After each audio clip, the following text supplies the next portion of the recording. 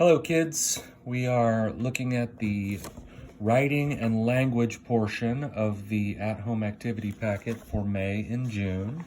And you have to turn to the end of the reading section to find this section. It's tabbed with the little black tabs here.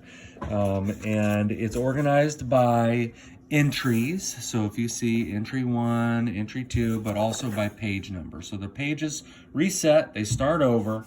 Lesson 1 is really straightforward, or entry 1 is really straightforward. We're going to turn to page 7, which is down here in the bottom corner. There's 3, 4, 5, 6, 7. And for writing today, they give you a writing prompt.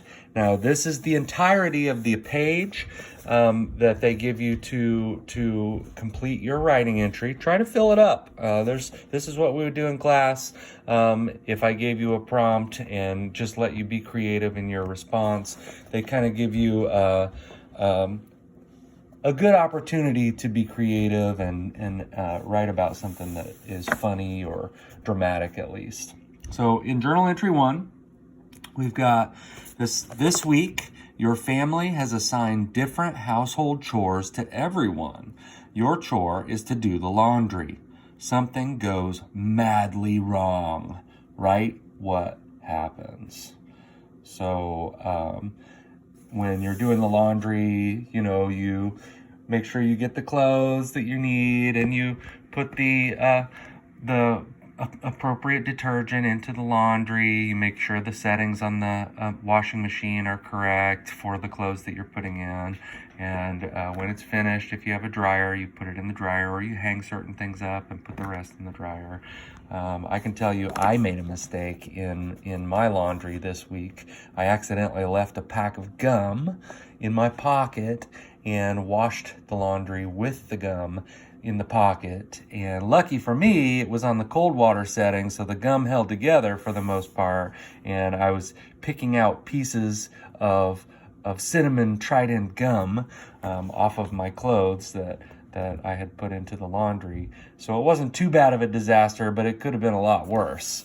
That would be an example of something going wrong. That would not really be an example of something going madly wrong. Something madly wrong kind of implies that this is kind of a disastrous situation, and it could be humorous, it could be very dramatic, or it could be a lot of both.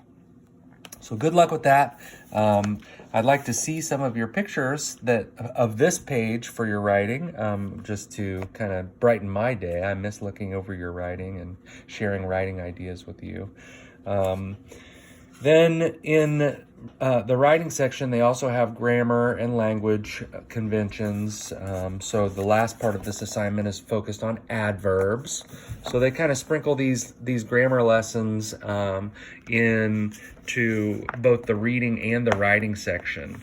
So for adverbs, they follow the same format that we saw in the irregular verbs here. Adverbs is a part of speech. Remember, we talked about parts of speech regularly.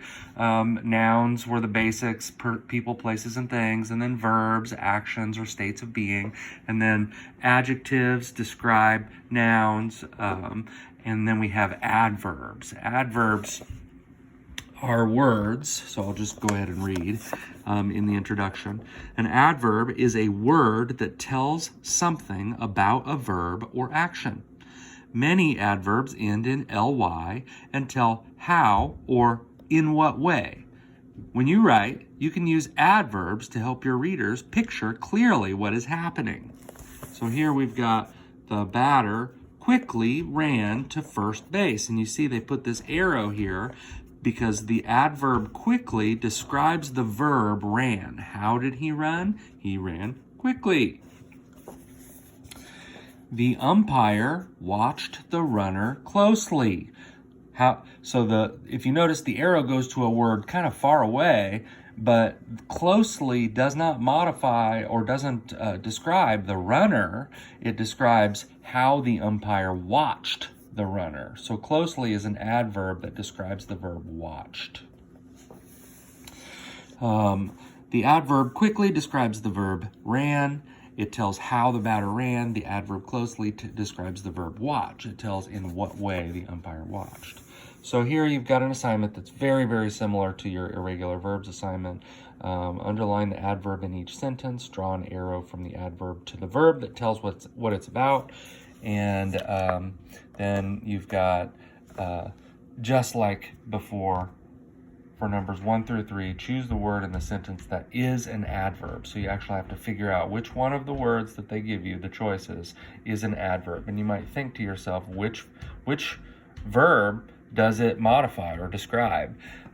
So you might even just do what they did over here and show that you know by drawing an arrow from the adverb to the verb that it describes. Now, you do not have to do that. That's not part of the written instructions in the assignment. That's just practicing, like really understanding truly what adverbs are.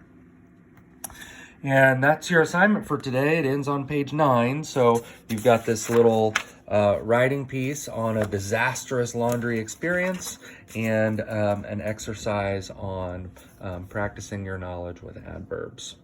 Good luck, best wishes, and don't forget to click on the reading and the math to make sure you understand what your assignments are for today.